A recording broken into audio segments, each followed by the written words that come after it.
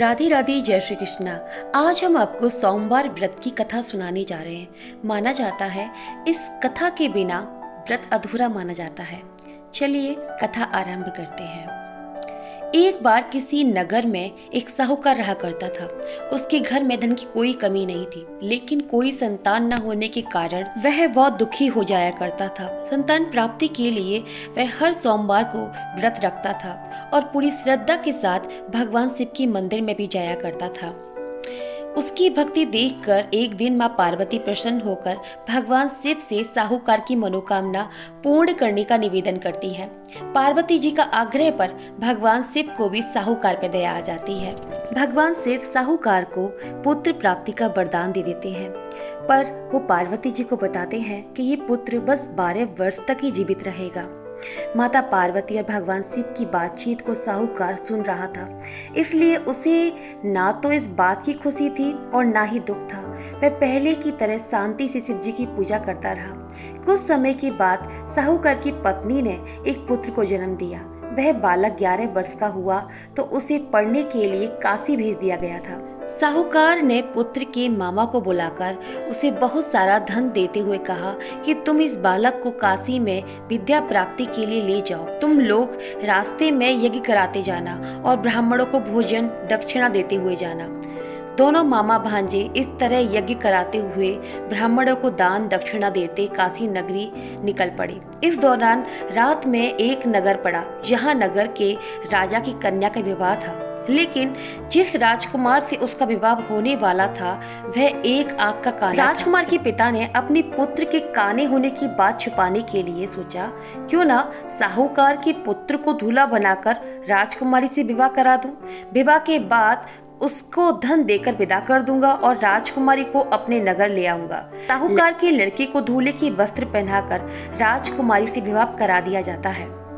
साहूकार का पुत्र ईमानदार था, उसे यह बात सही नहीं लगी, इसलिए उसने अवसर पाकर राजकुमारी के दुपट्टे पर लिखा, तुम्हारा विवाह मेरे साथ हुआ है, लेकिन जिस राजकुमार के साथ तुम्हें भेजा जा रहा है वह एक आंख का काना है।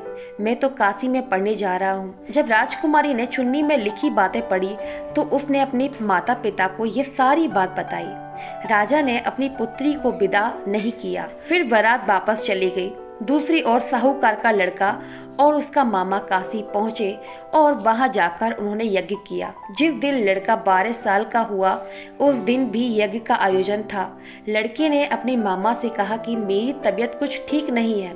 मामा ने कहा कि तुम अंदर जाकर आराम कर लो। शिव जी के वरदान के अनुसार कुछ ही देर में उस बालक के प्राण निकल गए। मृत भांजे को देखकर उसकी मां विलाप करना शुरू किया। संयोगवश उस समय शिव जी और माता पार्वती उधर से जा रहे थे। पार्वती माता ने भोलेनाथ से, स्वामी मुझे उसको रोता हुआ स्वर सहन नहीं हो रहा। आप इस व्यक्ति के साथ ऐसा कैसे कर सकते हैं? इसकी कष्ट दूर करें महादेव। जब शिव जी मृत बालक के समीप गए तो वह बोले, यह उसी साहूकार का पुत्र है जिसे मैंने 12 वर्ष जीने का वरदान दिया था। अब इसकी आयु पूरी हो चुकी है। लेकिन मातृभाव से विभोर माता पार्वती ने कहा, हे महादेव, आप इस बालक को और आयु देने की कृपा करें, अन्यथा इसके वियोग में इसके माता पिता भी तड़प तड़प के मर जाएंगे। माता पार्वती के पुनः आग्रह करने पर भगवान शिव ने उस लड़की को जीवित होने का वरदान दिया। शिव जी की कृपा से वह लड़का जीवित हो उठा। शिक्षा पूरी करके लड़का मामा के साथ अपने नगर को वापस चला आया। दोनों चलते हुए उसी नगर में पहुंचे जहां उसका विवाह हुआ था। उस नगर में भी उन्होंने यज्ञ का आयोजन किया।